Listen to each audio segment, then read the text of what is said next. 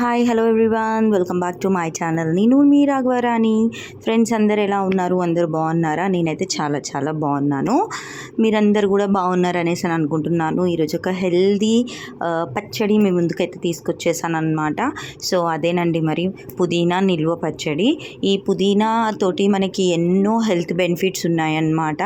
ఈ పుదీనా మనకి కోల్డ్ సిమ్టమ్స్ని ఇంప్రూవ్ చేస్తుంది.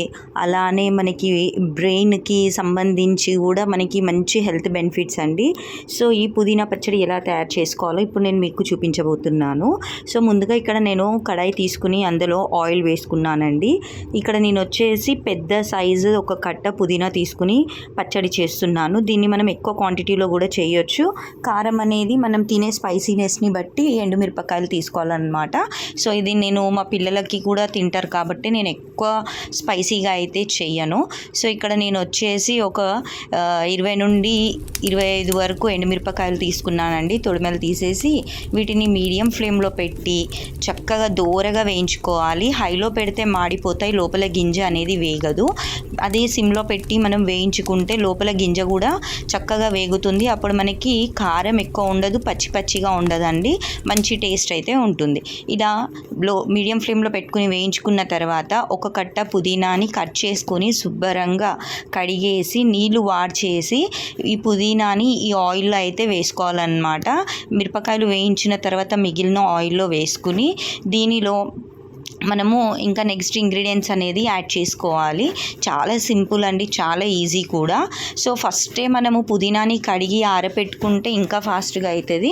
లేదు అంటే మనకి టైం లేదు అనుకున్నప్పుడు కడిగేసి నీళ్ళు వాడ్చేసి నూనెలో కంప్లీట్గా బాగా వేయించాలన్నమాట. కాస్త నూనె అయితే ఎక్కువ పడుతుంది. నెక్స్ట్ ఇక్కడ నేను ఒక 2 వెల్లుల్లి రెబ్బలు తీసుకున్నాను. అంటే 2 వెల్లుల్లి వాటి రెబ్బలని తీసుకున్నానండి. ఎక్కువ వెల్లుల్లి జీలకర్ర వేసుకుంటే కనుక మంచి టేస్ట్ అయితే ఉంటుంది. అలానే చింతపండు అండి. చింతపండు మనకి పచ్చడిని పాడవ్వకుండా అలానే పచ్చడికి మంచి పులుపు టేస్ట్ని అయితే ఇస్తుంది. సో ఈ పుదీనా, వెల్లుల్లి, ఇక్కడ చింతపండు ఇవన్నీ కూడా చక్కగా వేగిపోవాలన్నమాట. ఇందులో ఉన్న ఎగ్జస్ వాటర్ అంతా కూడా ఇనిక్కిపోయి ఆయిల్ సపరేట్ అవ్వాలి. ఆ స్టేజ్ వచ్చేంత వరకు మనం ఓపికతోటి ఫ్రై చేసుకోవాలన్నమాట. చూస్తున్నారు కదా, పుదీనా అనేది చక్కగా వేగుతుంది, ఎగ్జస్ ఆయిల్ అనేది సపరేట్ అవుతుందన్నమాట. సో ఈ విధంగా మనము దగ్గరే ఉండి దీన్ని తిప్పుతూ అంటే ఫ్లిప్ చేసుకుంటూ పైకి కిందకి ఫ్లిప్ చేస్తూ వేయించాలి. పుదీనా అనేది కంప్లీట్గా డ్రై అయిపోవాలన్నమాట. ఇది వేగే లోపల నేను మీకు ఒక మంచి మాట చెప్తాను. బంధం బాగున్నప్పుడు అన్ని విషయాలు నీకు చెప్తారు, అదే బంధం చెడినప్పుడు నీ విషయాలు అందరికీ తీసుకెళ్ళి చెప్తారు. ఇది నేటి లోకం తీరు. సో దీనివల్ల మనకు అర్థమయ్యింది ఏంటిది, మనం ఎవరితోటి మంచిగా ఉన్నప్పుడైనా ఎప్పుడైనా కూడా మన విషయాలు ఇతరులకి చెప్పకూడదు. ఎందుకంటే అందరితోటి బంధం అనేది ఎప్పుడు ఒకే తీరుగా ఉంటుందని చెప్పి ఏమీ గ్యారంటీ లేదండి. సో ఇక్కడ మనము పుదీనా వేగిన తర్వాత ఇవన్నీ తీసి సపరేట్ చేసుకోవాలి.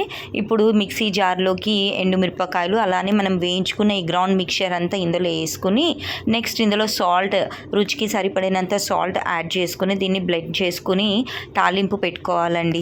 అంతే అండి, ఎంతో టేస్టీ పుదీనా పచ్చడి, ఎన్నో హెల్త్ బెనిఫిట్స్ ఉండే పుదీనా నిల్వ పచ్చడి మనకైతే నిమిషాల్లో రెడీ అయిపోతుంది. అండ్ వేడి వేడి అన్నంలో వేసుకుని తింటే ఉంటుంది చూడండి మజా, సూపర్గా అయితే ఉంటుంది. ఫైనల్గా నేను తాలింపు కోసం ఆవాలు, జీలకర్ర, కరివేపాకు, ఎండుమిరపకాయలు, వెల్లుల్లి అలానే ఇంగువ తీసుకున్నాను. వీడియో నచ్చితే లైక్ చేయండి, షేర్ చేయండి. ఇప్పటి వరకు సబ్స్క్రైబ్ చేసుకుని వాళ్ళు ఉంటే ప్లీజ్ సబ్స్క్రైబ్ చేసుకుని సపోర్ట్ చేయండి. మరెన్నో వీడియోస్ ఉన్నాయి, అన్నీ కూడా చూడండి. Thanks for watching. బాయ్.